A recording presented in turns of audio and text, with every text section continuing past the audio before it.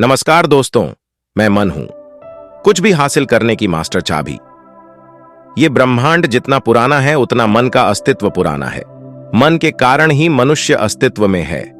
मनुष्य के जीवन में आने वाली सफलता, सुख और दुख, इनका सबका कारण उसका मन ही है और इसी मन के बारे में हमें कुछ पता ही नहीं। इंसान दिन के 24 घंटे खुशी व सफलता पाने के लिए अटेम्प्ट करता रहता है। मनुष्य जिस दिन से अस्तित्व में है उस दिन से उसके बुद्धि का विकास होता आ रहा है। जंगल में रहने वाला मनुष्य आज लग्जूरियस हाउसेज में रह रहा है। साइंस ने आज बहुत बड़ी प्रगति कर ली है। मनुष्य ने अपने प्रयासों से पूरे धरती को एक कर दिया है। समाज में अन्याय ना हो इसलिए कानून व न्यायालय बनाए हैं। दुनिया के सबसे बुद्धिमान प्राणी में मनुष्य की गिनती होती है। उसने अपने बुद्धि से जीवन में बहुत बड़ी क्रांति लाए है। अच्छे स्वास्थ्य के लिए भी बहुत बड़े बड़े खोज किए हैं। मनुष्य ने अपने आराम के लिए लाखों वस्तु का आविष्कार किया। TV, DVD, movies, air conditioner, खूबसूरत घरों का निर्माण किया। मोबाइल, फोन, रेडियो, हवाई जहाज, इन सब का आविष्कार किया। साइंस ने मनुष्य को एक अच्छे एवं आनंद जीवन जीने का रास्ता खोज लिया। मनुष्य ने यह सब खोज अपने जीवन में सुख, शांति, सफलता और आनंद लाने के लिए किया। मगर सारे प्रयासों के बाद भी मनुष्य के जीवन में सुख शांति नहीं आ सकी। साइंस बहुत बड़े बड़े खोज कर रहा है, मगर मनुष्य के जीवन में क्रोध, असफलता, अहंकार, चिंता, तनाव, इनका साम्राज्य कम नहीं हुआ है। लाखों वर्ष के अच्छे प्रयासों के बाद भी मनुष्य चिंता और दुख से भरा हुआ है। लाखों करोड़ों की संपत्ति पाने के बाद भी मनुष्य मर मर कर जी रहा है।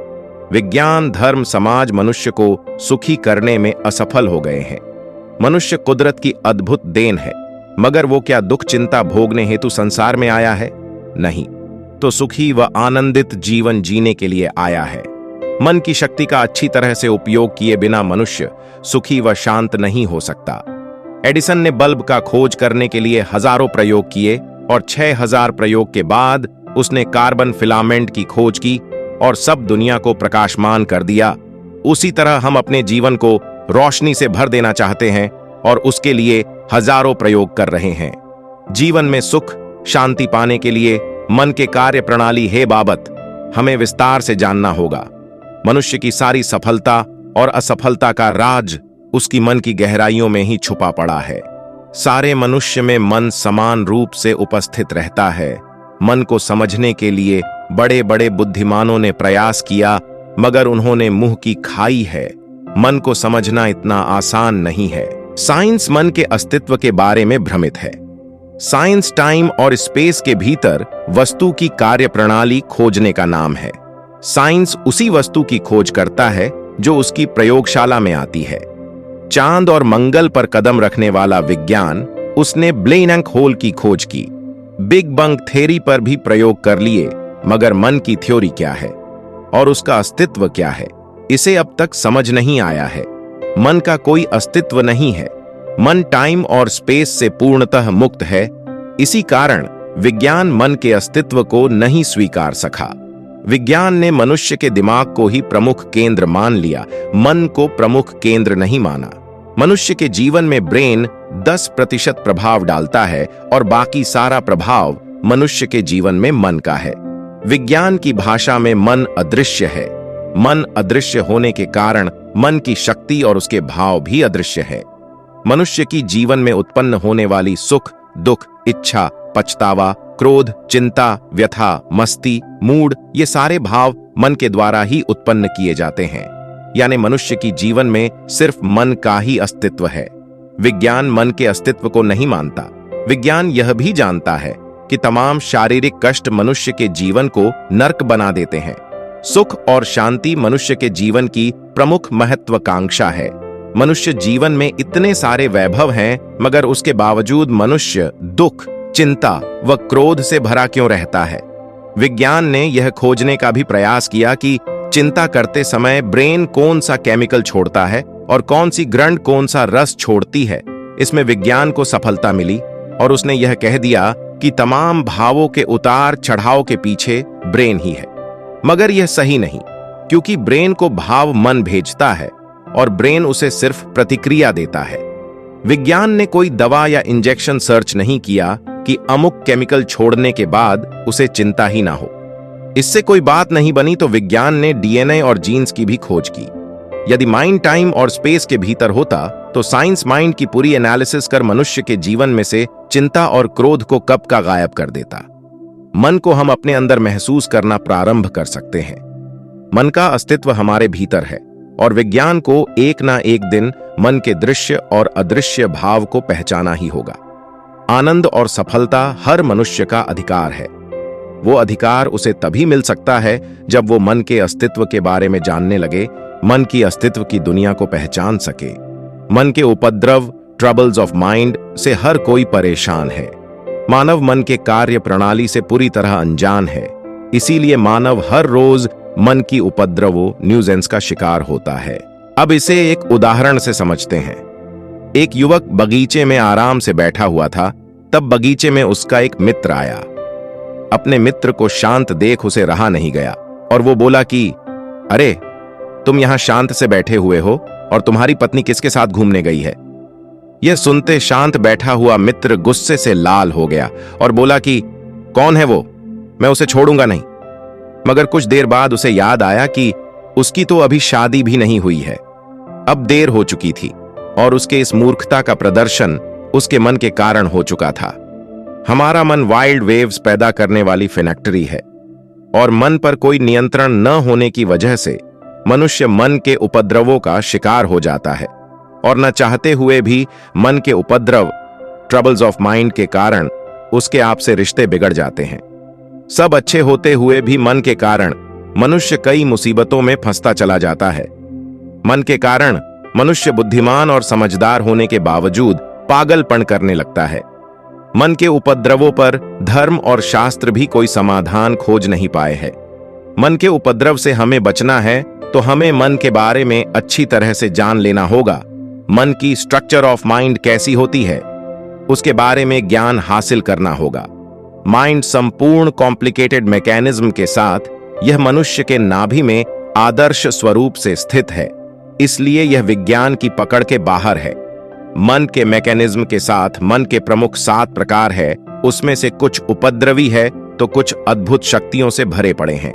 उसे हम आगे देखते हैं। उपद्रव मचाने वाले 3 स्वरूप है। 1 conscious mind, 2 subconscious mind, 3 unconscious mind. मन की शक्तियों के 4 केंद्र है। Super conscious mind, collective conscious mind, spontaneous mind, ultimate mind. मन के कुछ प्रकार लक्षण पावर से भरे हैं तो कुछ उपद्रव से भरे हैं। मन के इस प्रकारों को समझने से पहले आपको छोटे बच्चों का मन समझना होगा। उस मन के तमाम स्वरूप और मन के प्रभाव व मन के कार्यकल्पों के बारे में समझने में आसानी होगी तथा सभी बच्चे करीब करीब एक समान मन लेकर पैदा होते हैं। बच्चों में कोई भेदभाव नहीं होता, फर्क सिर्फ उनके डीएनए तथा जीन्स में होता है। फिर बच्चों के मन पर लौट आओ तो बच्चे प्रमुखता से 2 ही भाषा जानते हैं, एक प्रेम की, दूसरी क्रोध की। बच्चे संसार की सबसे शक्तिशाली ऊर्जा से भरे होते हैं। प्रेम और क्रोध, यह जीवन की भावना भिन्न भिन्न है। छोटा बच्चा प्रेम और क्रोध की भावना समझता है। बच्चों को कोई मनपसंद चीज दी जाए तो प्रेम पूर्वक तारीख से उसका आनंद लेता है। यदि उससे वह चीज छीन ली जाती है तो वह क्रोध में भरकर तांडव मचाता है। बच्चा ऊर्जा का अक्षय भंडार लेकर पैदा हुआ है। रिश्ते की बात की जाए तो बच्चा अपने मन को पहचानता है, बाकी रिश्तों से उसे कोई लेना देना नहीं। बच्चों को जिसके साथ अच्छा लगता है उसके साथ वह खेल लेते हैं, जिसके साथ नहीं जमता तो गुस्से करके दूर हट जाते हैं। व्यर्थ की जानकारी देकर उसे अपना देश, धर्म, जातीय समाज इसके बारे में बताया जाता है, उसे कुछ मालूम नहीं होता है। छोटे बच्चे ऊर्जा से भरे हुए होते हैं। बच्चे कितना भी उपद्रव मचा ले मगर वह कभी थकते नहीं है। 4 बूढ़े आदमी उन्हें संभालने लगे तो बूढ़े आदमी थक सकते हैं मगर बच्चे नहीं थकते। कोई एथलीट तो घबराकर यह कहेगा कि ओलंपिक में मेडल लाना आसान है मगर बच्चों के साथ खेलना आसान नहीं। कुल मिलाकर प्रेम और क्रोध यह संसार के सबसे शक्तिशाली ऊर्जा है। जिन मनुष्य ने इन दोनों ऊर्जा को खो दिया वह अपने जीवन में ऊर्जाहीन हो जाता है। बच्चों को जो चाहिए वह हासिल कर ही लेते हैं। उन्हें जो चाहिए वह मुस्कुरा के लाड से अपने पेरेंट्स से पा ही लेंगे। अगर उन्हें कुछ दिया नहीं जाए तो वह क्रोध से इतना उपद्रव मचा देंगे कि उन्हें जो चीज चाहिए वह हासिल करके ही रहेंगे। दूसरी चीज यह है कि मनुष्य कितना भी क्रोध करें मगर उन बच्चों के साथ रिश्ता अच्छा हो जाता है। कई बार तो गुंडे या लुटेरों के बीच फंसे माँ बाप अपने बच्चों के कारण बच जाते हैं। साथ में बच्चा देख हर कोई करुणा में डूब जाने के लिए मजबूर हो जाता है। बच्चों में निर्दोषता, भोलापन, चंचलता और कंसंट्रेशन, यह सब उनके स्वाभाविक गुण होते हैं। बच्चे सुपर कॉन्शियस माइंड में पैदा होते हैं जो अत्यंत शक्तिशाली है। बच्चा जिस मन में बॉर्न होता है उसे सुपर कॉन्शियस माइंड कहते हैं। यह माइंड प्रेम और क्रोध से भरा होता है और उसमें ऊर्जा भी भरपूर होती है। दुनिया में जो भी सफल व सुखी इंसान है, उन्हें पता हो या ना पता हो, तो अपने सुपर कॉन्शियस माइंड में जीते हैं। छोटा बच्चा धीरे धीरे बड़ा होने लगता है, उसे परिवार समझ आने लगता है, उसे धर्म और जाति बताई जाती है। अपने में वह अपना पराये का भेद उसके मन में पैदा किया जाता है। जीवन की व्यर्थ उद्देश्य पकड़कर उसे कुछ बनने हेतु प्रोत्साहित किया जाता है। बस इन सब को उसका कॉन्शियस माइंड बनना शुरू हो जाता है और यह कॉन्शियस माइंड बहुत कमजोर होता है। यहां से बच्चे की दुर्गति शुरू होने लगती है। स्वतंत्रता से जीने वाले बच्चों को भारी बैग उठाकर स्कूल में जाने को मजबूर किया जाता है। जो बच्चा प्रेम चाहता है, खेलना चाहता है, उसे स्कूल में अनुशासन के नाम पर सताया जाता है। उसे घर और स्कूल में प्रेम मिलना स्टॉप हो जाता है। बच्चे रोते रोते स्कूल जाते हैं क्योंकि स्वतंत्रता छोड़कर उन्हें अनुशासन में रहना होता है। अपना कैरियर करने की दबाव में बच्चों में ऊर्जा, क्रोध व प्रेम का स्वभाव दबता चला जाता है। सुपर कॉन्शियस माइंड में पैदा हुए बच्चों को व्यर्थ की जानकारी मिलनी शुरू हो जाती है। तब यहां से उनका कॉन्शियस माइंड बनना शुरू हो जाता है और फिर उसे के क्रोध और प्रेम को दबाते हुए उसका सब कॉन्शियस और अनकॉन्शियस माइंड मजबूत कर उसे चिंता, दुख, सहानुभूति के भाव से भर देते हैं। लेकिन इतने से भी आप बुद्धिमानों का मन का भरता है। बच्चों की कॉन्शियस, सबकॉन्शियस और अनकॉन्शियस माइंड मजबूत करते चला जाना ही उनकी दुर्गति का कारण बन जाता है। इन चक्करों से बचा लाखों में कोई एक सफल हो जाता है। विज्ञान कहता है कि बच्चे का 80% से ज्यादा मानसिक विकास उसके बचपन में ही हो जाता है। बच्चा की अगर सुपर कॉन्शियस माइंड की स्थिति संभाल कर रखी जाए तो बच्चा ने अपना सुपर कॉन्शियस माइंड संभाल लिया तो उसे जीवन में सफल होने के लिए कोई रोक नहीं सकता। मन अद्भुत शक्तियों का केंद्र है। मनुष्य के पूरे अस्तित्व में मन का अस्तित्व बहुत बड़ा है जो कुदरत के अस्तित्व से जुड़ा हुआ है। मन की शक्ति के केंद्र को सक्रिय किए बगैर कोई भी मनुष्य जीवन में सुखी नहीं हो सकता। मन ऐसी शक्तियों से भरा पड़ा है जिसकी कोई कल्पना भी नहीं कर सकता। मनुष्य के हर सफलता के पीछे उसका मन ही है। जितने भी सफल, सुखी व बड़े लोग हुए हैं वह सब मन के शक्तियों की केंद्र को जानकर हुए हैं। मन के 4 प्रमुख केंद्र है। 1 super conscious mind, 2 collective conscious mind, 3 spontaneous mind, 4 ultimate mind. Super conscious मन का गुण होता है ध्यान, उत्साह और आत्मविश्वास। मनुष्य ने अपने जीवन में जो भी बड़ी सफलता पाई है इसी मन के सक्रिय होने पर पाई है। थॉमस अल्वा एडिसन ने इसी मन के कारण बल्ब की खोज की और पूरी दुनिया को रोशन किया। उनके नाम पर 1093 पेटेंट रजिस्टर है। सफलता पाने के लिए उत्साह, आत्मविश्वास और कंसंट्रेशन इनकी जरूरत होती है। मनुष्य स्वयं भी इन सब को पाना चाहता है। सुपर कॉन्शियस माइंड को सक्रिय करने पर ध्यान दें कि छोटा बच्चा जिसका सुपर कॉन्शियस माइंड सक्रिय होता है उसके साथ व्यर्थ की छेड़छाड़ कर उसके सुपर कॉन्शियस माइंड को कमजोर नहीं करना है।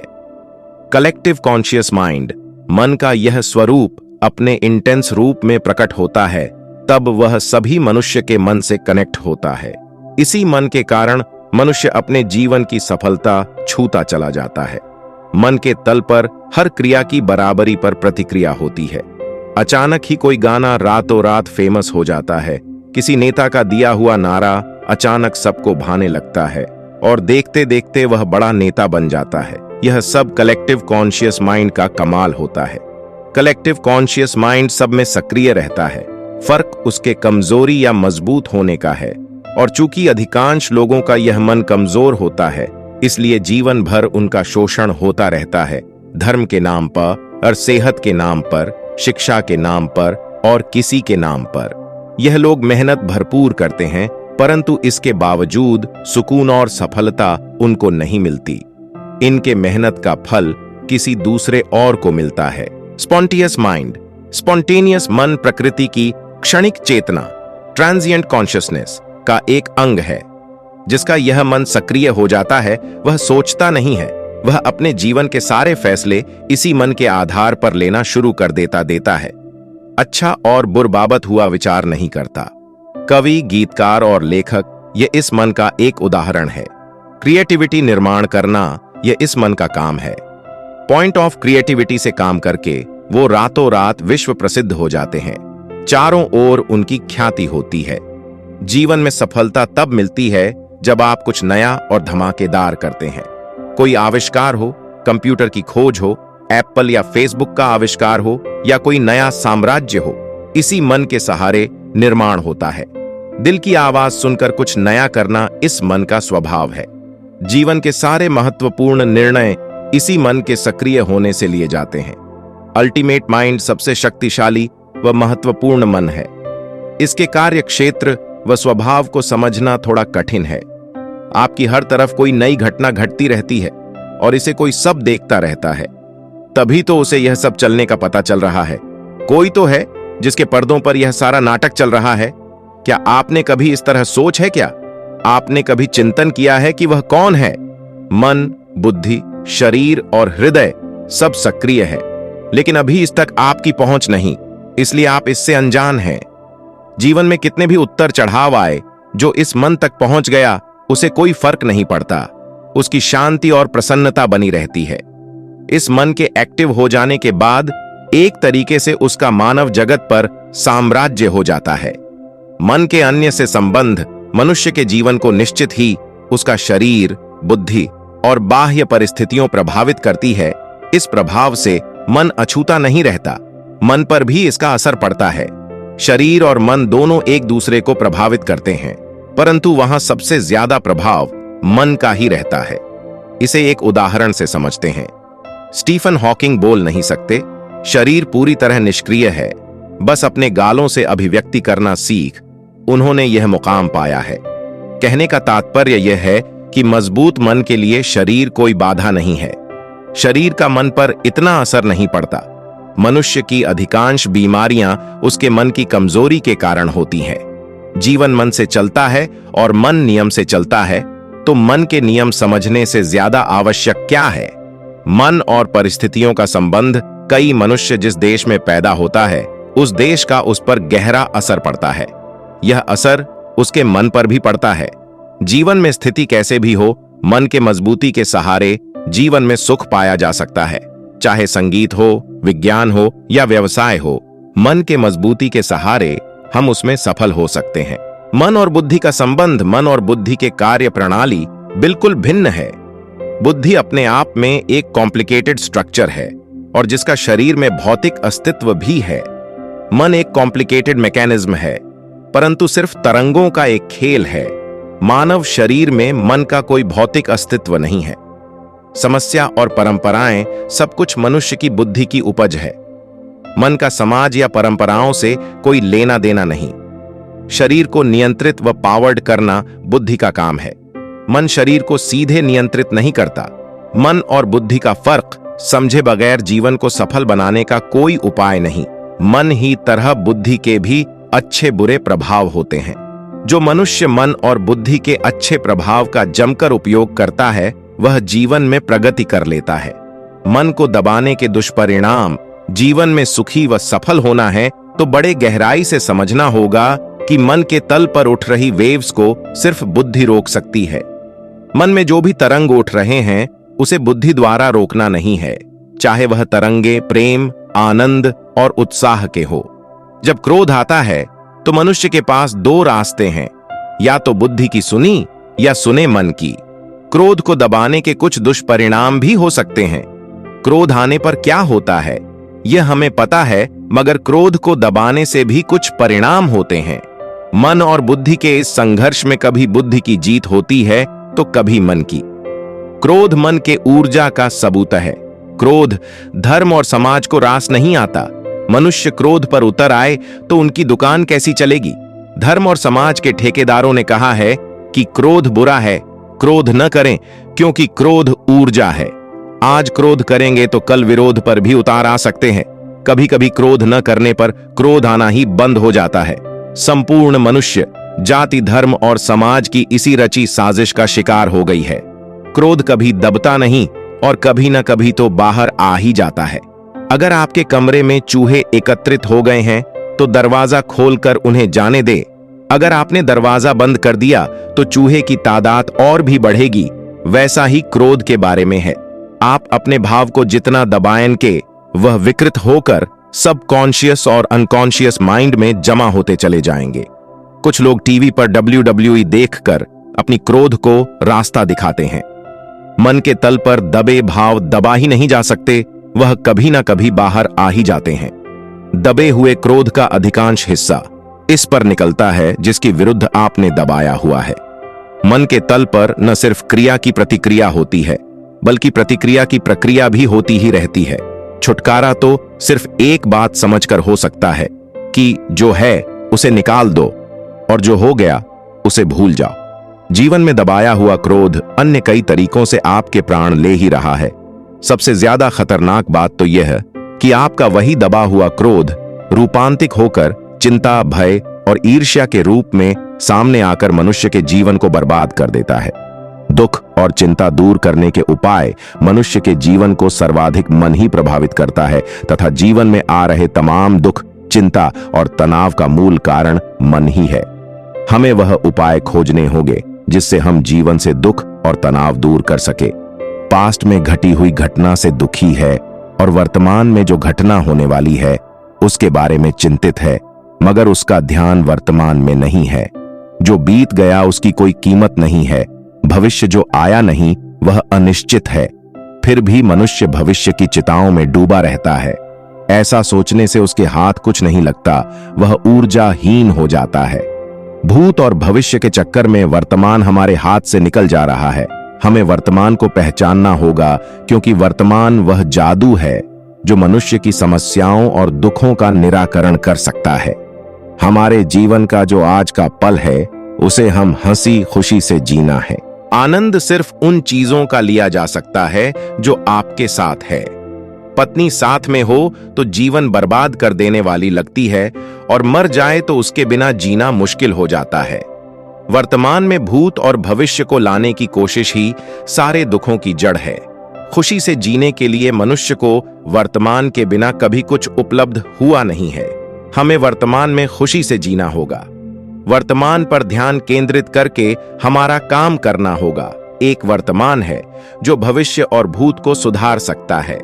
हमें वर्तमान में जीने की कला सीखकर तमाम दुख और चिंता को हमेशा के लिए दूर करना होगा। मनुष्य जीवन का व्यक्तित्व उसके बाहरी व्यक्तित्व से कई ज्यादा उसके भीतरी व्यक्तित्व पर निर्भर होता है। बाहरी व्यक्तित्व इसे मनुष्य इकलौता व्यक्तित्व मान बैठता है, जबकि वास्तव में व्यक्तित्व की यह केवल ऊपरी सतह है। इसमें कुछ कमजोरी रह जाए तो भी इसका आपके जीवन पर कोई विशेष असर नहीं पड़ता है। अच्छा बोलना, स्टाइलिश होना या सुंदर दिखना दूसरों को अच्छा लगता है, लेकिन यह हमेशा आपका जीवन आगे बढ़ाने वाला सिद्ध नहीं होता है। भीतर व्यक्तित्व का महत्व ना जानने और उसे पर ध्यान न देने की वजह से मनुष्य का उसका अपने ऊपर कोई नियंत्रण नहीं रह गया है। आज का दिन कैसा जाएगा यह मनुष्य के मूड पर निर्भर हो गया है। यह भीतरी व्यक्तित्व का परिणाम है। दूसरे लोग आपके साथ कैसा व्यवहार करते हैं, उस व्यवहार से आपका दिन कटता है। आज आपने कोई बड़ी सफलता पाई है और इस खुशी के मौके पर आप पूरे परिवार के साथ होटल में खाना खाने गए हुए हैं। यहां सब अच्छे मूड में है, लेकिन अभी खाना शुरू ही किया था कि किसी ने आपके साथ दुर्व्यवहार कर दिया और उसे दुर्व्यवहार के कारण सब खत्म हो गया। आधा खाना छोड़ पांव पर चढ़ते हुए आप घर पर आ गए। ये सब व्यक्तित्व के कारण हो गया। किसी धर्मगुरु ने कोई नहीं लालच का शगुन दिया नहीं कि पहुंच गए उस उपाय को आजमाने। किसी ने कोई बिजनेस शुरू किया और वह बहुत कमा रहा है, ऐसा देख बिना कुछ सोचे समझे आप कूद पड़े उसे बिजनेस में। किसी ने कोई चीज खरीद नहीं किया, आप भी खरीद को उतावले हो गए। यह सब भीतरी व्यक्तित्व के कारण होता है। हर मनुष्य ने प्रतिक्रियाओं के जगत में जीना शुरू कर दिया है। अपने तमाम खुशियों की चाबी उसने दूसरों के हाथ में दे दी है और दूसरे लोग हमें कभी हैप्पी रहने नहीं देते। बड़ी सफलता जो पाना चाहता है, जो भीड़ में अकेले खड़े होने की क्षमता रखता है। व्यक्तित्व निर्माण हेतु हमें बुरे विचारों से बचना होगा, क्योंकि यह विचार धीरे धीरे सिद्धांत मान्यताओं रिकॉग्निशन में परिवर्तित होते चले जाते हैं और मनुष्य जिद पकड़ना शुरू कर देती है।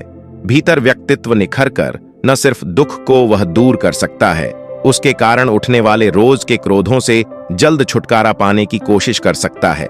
जीवन में अच्छे से कदम भी बढ़ाएंगे और इस हेतु बहुत कुछ ना भी कर पाए तो इतना तो कर लेंगे कि भविष्य में आप अपने सारे निर्णय ऑन द स्पॉट ही लेंगे। बस इतनी मात्रा से भी आपका विचारों, सिद्धांतों और मान्यताओं से छुटकारा होता चला जाएगा। मनुष्य का बर्बादी का प्रमुख कारण हीनता, इंफीरियॉरिटी हो सकता है। हीनता यानी कॉम्प्लेक्स के कारण वह खुलकर कभी जी नहीं। मनुष्य के मन को कोई कॉम्प्लेक्स नहीं पकड़ता। कॉम्प्लेक्स का अर्थ है मनुष्य का जो भी व्यक्तित्व है उसे व्यक्तित्व का स्वीकार नहीं करना।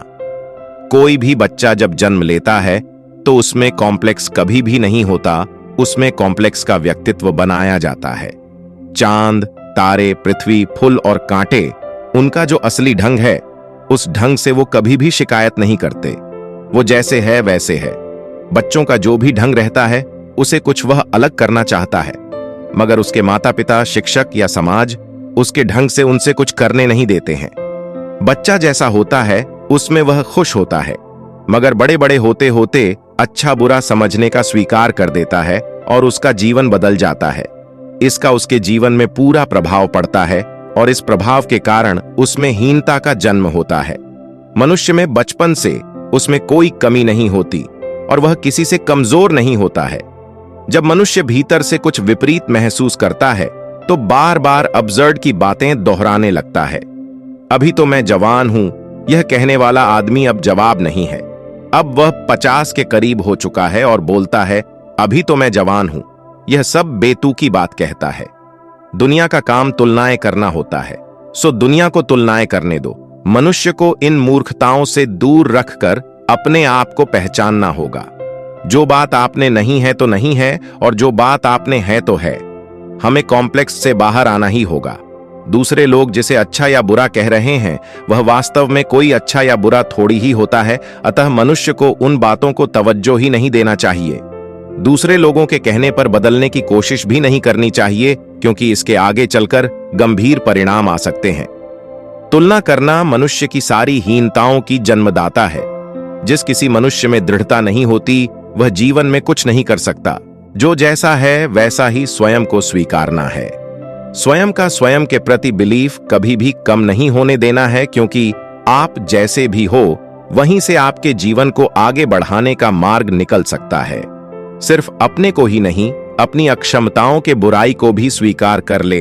वर्तमान में आपका जो भी अस्तित्व है वह परफेक्ट है।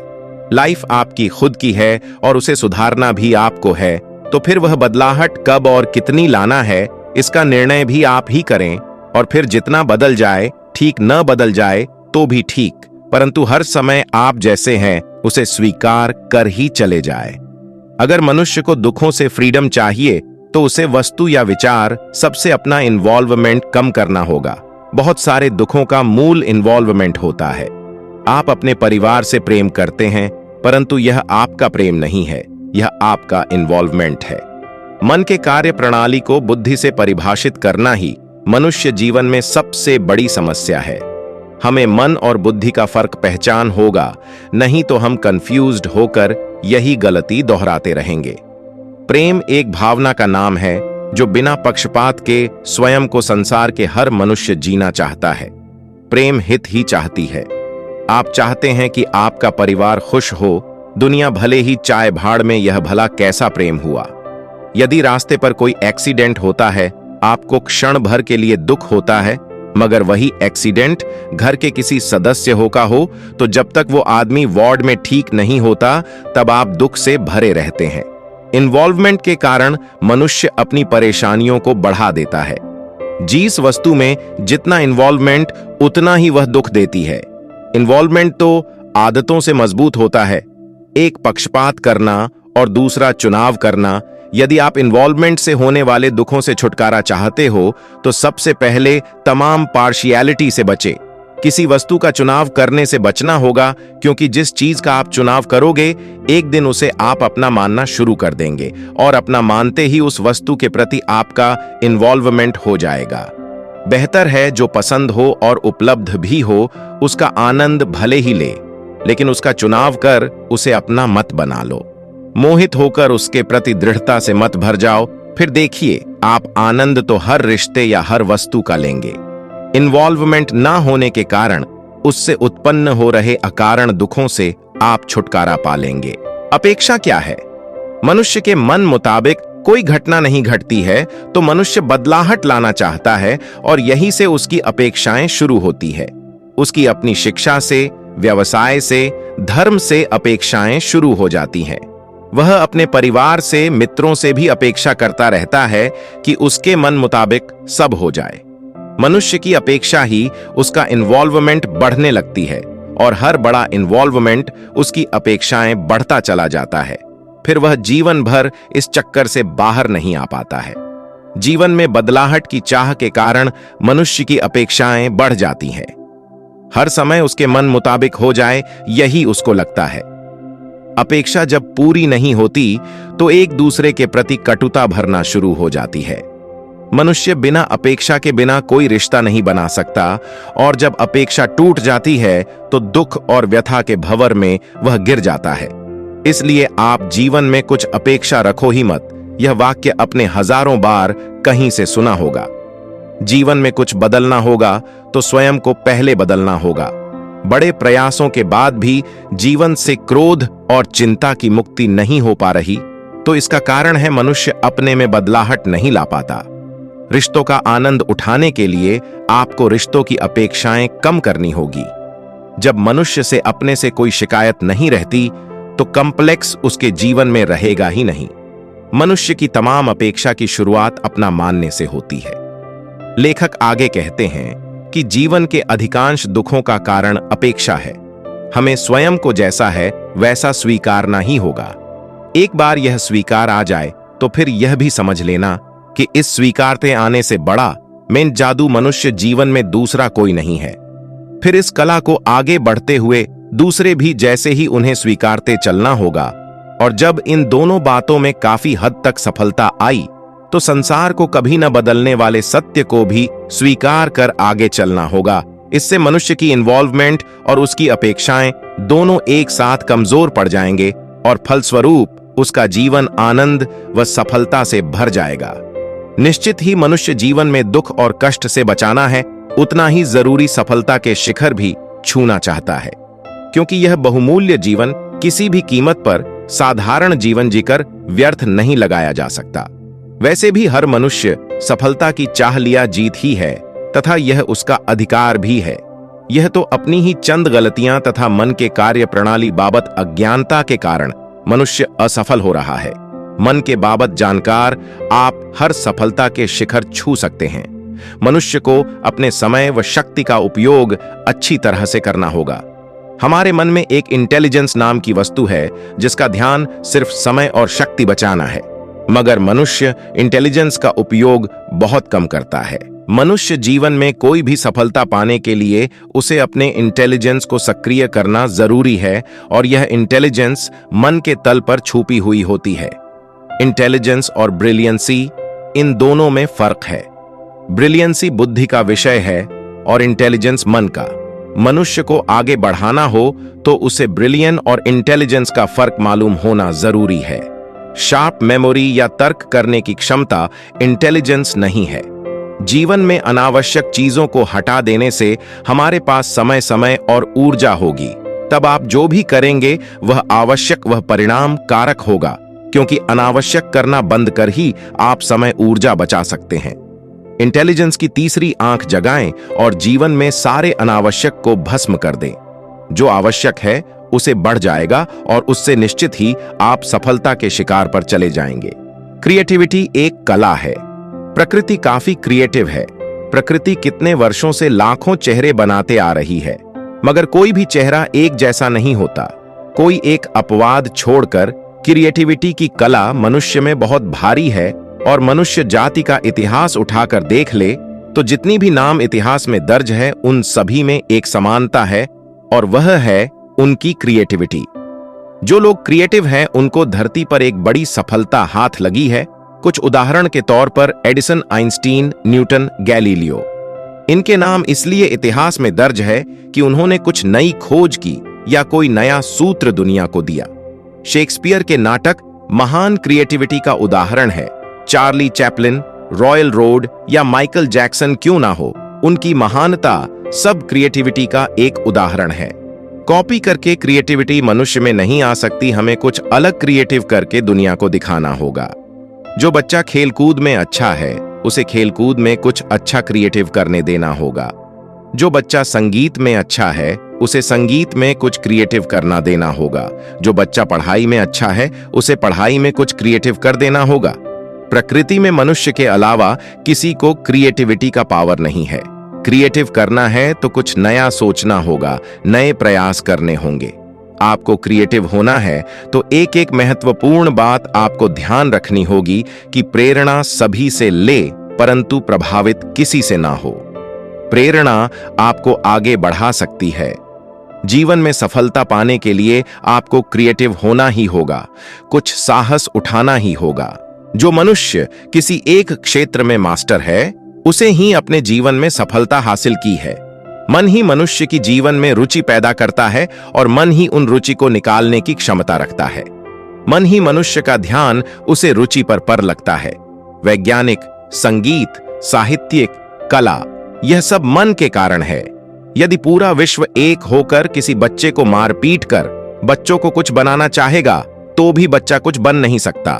सफलता मनुष्य का जन्म सिद्ध अधिकार है, लेकिन गड़बड़ मन के कारक उस क्षेत्र में दखलंदाजी करने से हो जाती है। बच्चों की जिस क्षेत्र उसकी रुचि है उसी क्षेत्र में उसकी प्रज्ञा की झलक मालूम पड़े, बस उसी क्षेत्र में उसे प्रोत्साहित करें। एक न एक दिन वह उस क्षेत्र में अवश्य सफलता पा लेगा। मूड, ध्यान, विश्वास, यह सब मन के विषय है, बुद्धि के नहीं है। मूड, ध्यान, विश्वास सिर्फ अपने चुने क्षेत्र में ही लगते हैं। बुद्धि का कोई उपाय मन पर काम नहीं करेगा। जिस क्षेत्र में मनुष्य की रुचि जागती है उसका कार्य करने में ध्यान लगता है, उसको आनंद आता है। इस क्षेत्र में उसका मन उसे साथ देता है, उसकी प्रज्ञा जागती है, क्योंकि मनुष्य जीवन का पूरा खेल मन के पर्दे पर ही चलता है। लोग अपने जीवन में असफल हैं क्योंकि उनकी महत्वाकांक्षा अधिक है, एक नहीं है। सफलता कार्य करने से मिलती है और सफलता का अनुपात कार्य की गुणवत्ता पर निर्भर होता है। यदि आप अपने जीवन में गौर करेंगे तो पाएंगे कि जो आप चाहते हैं वह आपको मिल नहीं रहा, तथा जो मिल रहा है वह आप चाहते ही नहीं है। 2 वर्ष तक ही स्कूल में पढ़ने वाला बच्चा एडिसन संसार का सबसे सफल वैज्ञानिक होने की महत्वाकांक्षा कर सकता है? नहीं, जरा उनका जीवन पढ़े, वह सफल अपनी दीवानगी की वजह से है। ऐसे ही स्कूलों में साधारण बच्चे समझे जाने वाले आइंस्टीन क्या विश्व में सबसे ज्यादा बुद्धिमान कहलाने की महत्वाकांक्षा पाल सकते थे? नहीं, यह मानता उनके ध्यान में उन्हें दिलाई है। पेट्रोल पंप पर काम करने वाले धीरू भाई अंबानी कभी है महत्वाकांक्षा कर सकते थे कि एक दिन का संसार के बड़े धनवानों में उनका नाम शुमार होगा? नहीं, यह उपलब्धि उन्होंने अपने दूरदृष्टि चारों ओर घट रही परिस्थितियों को बेहतर तरीके से समझने के कारण पाई है। जीवन के सारे उपद्रवों को मिटाकर सफलता के शिखर छूने के लिए जीवन में संतोष रखना, इसके सिवाय कोई जादू नहीं है। संतोषम परम धनम। संतोष का अर्थ क्या है? संतोष का अर्थ है कि आप जहां हैं, जिस हाल में हैं, तथा आपके पास जो कुछ भी है और जैसा भी है, आप उसमें संतुष्ट। आपकी बुद्धि इस परिभाषा का अर्थ ये निकलती है कि यदि संतुष्ट ही हो गए तब तो बढ़ चुके आगे। पर बुद्धि मन के गणित नहीं जानती। आप अपने वर्तमान से पूरी तरह संतुष्ट हो गए तो इसका मन पर क्या असर होगा? मन शांति और सुकून से भर जाएगा, आनंद और मस्ती जीवन में आ जाएगी, दुख, चिंता और क्रोध सब गायब हो जाएंगे। मनुष्य अपने बिजी लाइफ में सुकून और शांति का जीवन बिताने हेतु सब प्रयास कर रहा है। संतोष मान में पर जैसा कि आपसे कहा कि आप आनंद और मस्ती से तत्क्षण भर जाते हैं, और जैसी आप इस निर्मल मनोदशा में पहुंच जाते हैं कि फोकट के उपद्रवों के कारण आपकी बुद्धि सही निर्णय लेने लगती है। सबको बिल गेट बनने की तमन्ना है, पर सब निर्णय गलत होते चले गए तो आप बिल गेट नहीं बन सकते, आप सिर्फ कंप्यूटर चलाने लायक बच जाएंगे। संतोषी व्यक्ति के पास अपने जीने और शौक पूरा करने हेतु टाइम ही टाइम होता है, जबकि बिजी व्यक्ति अपने लिए समय नहीं निकल पाता, और जो व्यक्ति अपने लिए समय नहीं निकाल पाता, इसका जीना तो व्यर्थ ही हो गया। संतोष का मजा यह है कि मनुष्य आज से सुखी हो जाता है। दूसरा, उसकी मनोदशा हमेशा सकारात्मक बनी रहती है। जीवन में लिए श्रेष्ठ निर्णय ही मनुष्य गति व मति दोनों को निश्चित करते हैं। पल भर में जीवन से सारे कष्टों को दूर करने वाले तथा सफलता के शिखर को चूमने में सक्षम ऐसे संतोष नामक परम गुण को अपनाकर आप अपना मनुष्य जीवन आज से ही सफल बनाने में लग जाएंगे। मनुष्य जीवन के दो ही उद्देश्य हैं, आनंद से जीना और सफलता के शिखर छूना। उद्देश्य साफ होते हुए भी लाखों में से 2-4 लोग ही सफल व सुखी हो पाते हैं। अधिकांश लोग न सिर्फ अपने वर्तमान जीवन से असंतुष्ट हैं, बल्कि अपनी भविष्य की प्रति शंकित भी होते हैं। वह अपनी जीवन को सफल बनाने हेतु परिवार से लेकर समाज तक तथा मित्रों से लेकर सरकार तक सबके आश्रय ले ही चुके होते हैं। बुद्धिमान मनुष्य 1000 वर्षों से लगातार नाकाम हो रहे हैं, आसरों के भरोसे ही अपना जीवन बनाने में लगे हुए हैं। चूक यह भी हो रही है कि वह जानता ही नहीं कि मनुष्य जीवन को एक नहीं अनेक फोर्स प्रभावित कर रहे हैं। जीवन को सबसे ज्यादा प्रभावित करने वाला मन है, फिर भी मनुष्य मन की बाबत बहुत कम जानते हैं। मन पूर्ण रूप से स्वतंत्र है और मन की कार्य प्रणाली बड़ी कॉम्प्लिकेटेड है। यहाँ ध्यान रखने लायक खास बात यह कि इन सब के बावजूद मन पूरी तरह नियम से चलता है, अर्थात मन को समझा जा सके ऐसी विशेषता यहाँ की एक ओर से अनेक शक्तियों का मन केंद्र है, दूसरी ओर मन अपने में कई विकार भी छिपाए हुए हैं। मन के विकारों को समझे बगैर तथा उनसे निपटे बगैर मनुष्य सुखी नहीं हो सकता है। मन की शक्तियों का उपयोग किए बगैर मनुष्य सफलता के शिखर नहीं छू सकता है। उत्साह, आत्मविश्वास और दृढ़ता मन के स्वरूप के शुभ गुण हैं। इस गुण को हमें पहचाना है। उदाहरण के लिए, चाहे कोई खिलौना टूट जाए या कोई चोट लग जाए, 2-4 मिनट तक रोने वाला लड़का फिर नई चीज ढूंढता है और उसके ऊपर ध्यान लगाकर खेलता है। विज्ञान कहता है कि बच्चों के दिमाग का करीब 80% विकास उसके 4-5 वर्ष की उम्र तक हो जाता है। विज्ञान की बात सही है और नहीं भी, क्योंकि विज्ञान मन की अदृश्य शक्तियों से और मन उपस्थिति से पूरी तरह अनजान है। मनुष्य को मन और बुद्धि का फर्क नहीं समझता, तब तक मनुष्य जीवन में सुखी नहीं हो सकता। आत्मविश्वास से कोई बात नहीं बनती। मन के अन्य गुणों की तरह आत्मविश्वास मनुष्य का स्वाभाविक गुण है। आत्मविश्वास को पाया या बढ़ाया नहीं जा सकता। परिणाम स्वयं कोशिश करने से आते हैं। कुछ नया करते वक्त जो सफलता पाना चाहते हैं, वही तो सिर्फ अपनी प्रतिभा पर भरोसा करता है, वही जीवन में सफल हो सकता है। दूसरों पर किया हर विश्वास यैन वक्त पर चूर चूर हो जाता है। दूसरों के भरोसे जीने से, फिर चाहे वह भगवान ही क्यों ना हो, मनुष्य का विश्वास घटता है। मनुष्य की अपनी काबिलियत और नियत पर पूर्ण विश्वास ही आत्मविश्वास है। दूसरा, कोई आत्मविश्वास संसार में होता भी नहीं। यदि आपको अपनी काबिलियत पर विश्वास नहीं होगा, तो कोई भी कार्य आप कभी भी विश्वास पूर्वक नहीं कर पाएंगे। यदि आपको अपनी नियत पर विश्वास नहीं होगा, तो हर कार्य करने से पहले हजारों विचार करेंगे कि यह पाप तो नहीं, यह बुरा तो नहीं, या यह पुण्य तो नहीं। कार्य हेतु पूरी तरह शास्त्र और समाज पर निर्भर रहेंगे। जीवन सफल कार्य से बनता है और कार्य बिना विश्वास के नहीं किया जा सकता है। यदि आप में विश्वास ही नहीं कि आप तैरना सीख सकते हैं, तो 1000 प्रयासों के बाद भी हो सकता है कि आप तैरना न सीख पाए। विश्वास की जड़ी बूटी आपका समय तथा ऊर्जा दोनों बचा लेती है। अनुभव के बाद तो विश्वास जगाता है, परंतु अनुभव प्राप्त करने में बहुत समय जाता है और उतना समय आपके पास नहीं है। आपका क्षेत्र वही है जिसमें आपकी प्रतिभा है। जिस क्षेत्र में आपकी प्रतिभा होगी, उसे कार्य में आपका विश्वास स्वतः ही जाग जाएगा। यह सबसे बड़ी बात यह कि विश्वास कोई ऐसी वस्तु नहीं जो बाजार से उधार से मिल जाए।